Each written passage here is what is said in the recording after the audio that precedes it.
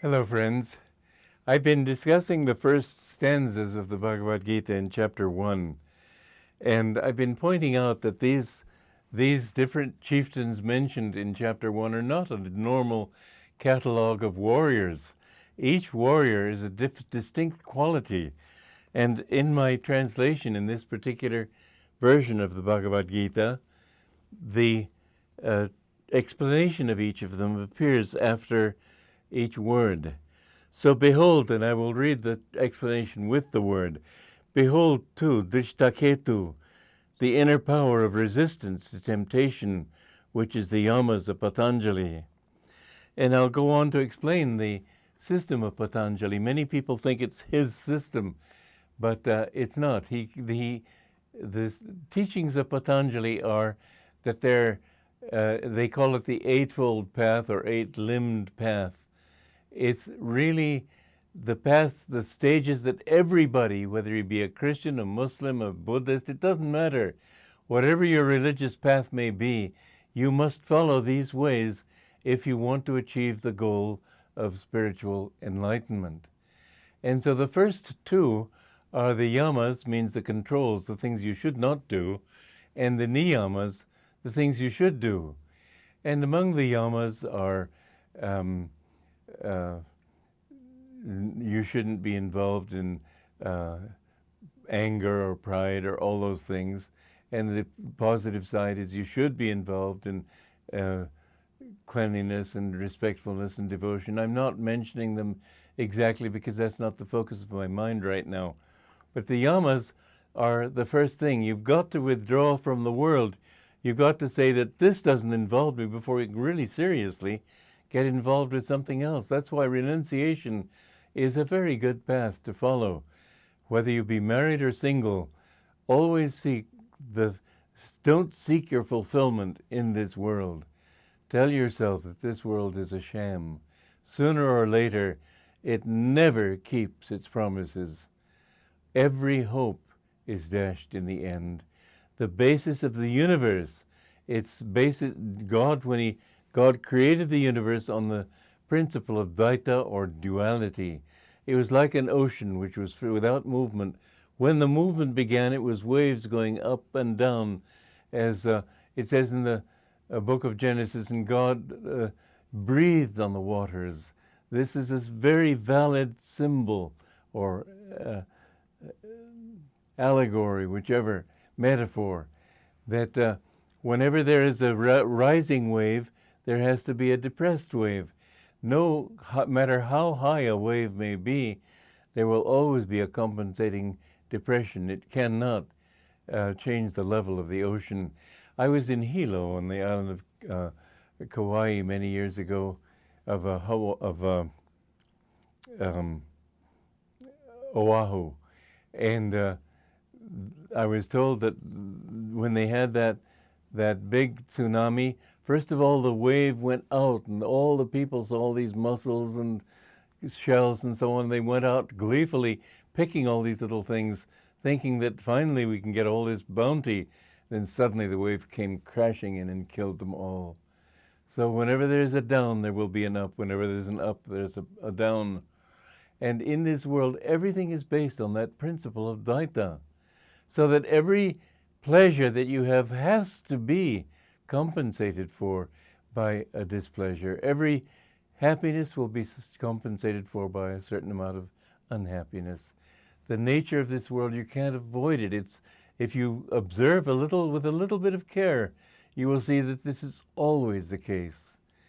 And then you will be ready to practice this yama of withdrawal from everything, of not wanting to involve yourself in those things which will take you into higher and higher waves, because they will always lead to their corresponding depressions. I had a very amusing and interesting experience that way years ago, because I had always dreamed of having a motorhome and going around the country and lecturing and living in this motorhome and keeping my little ashram, my spiritual center, with me all the time.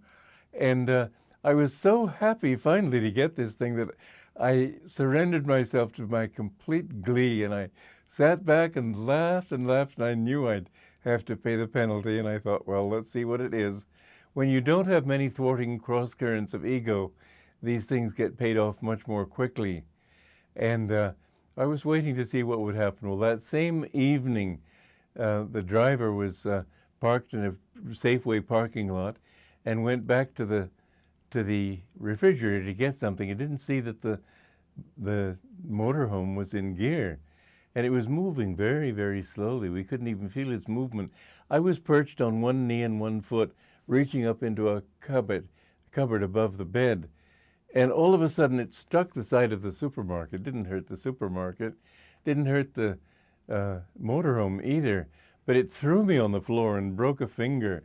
And I laughed just as hard when that happened. I realized that this is the law, and I knew it would happen. And I'm so pleased to see it working, because it does work. Any hope will be followed by a disappointment. Every success will be followed by a failure. Every fulfillment by a grief. You can't get away from it. So remember that if you are looking for peace of mind and happiness, and without peace, it says in the Gita, to the peaceless person, how is happiness possible? It isn't.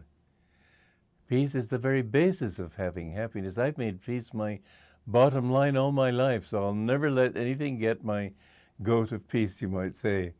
Anyway, the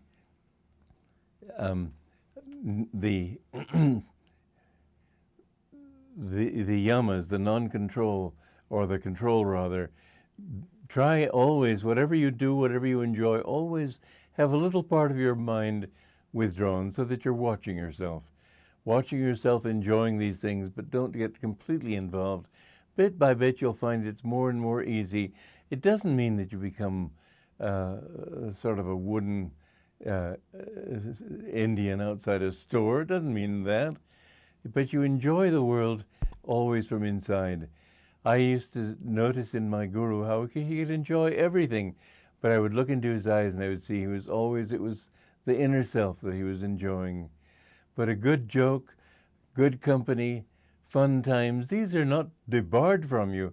The important thing is to enjoy things with the joy of God, not to enjoy them for their own sake. This is essential on the spiritual path.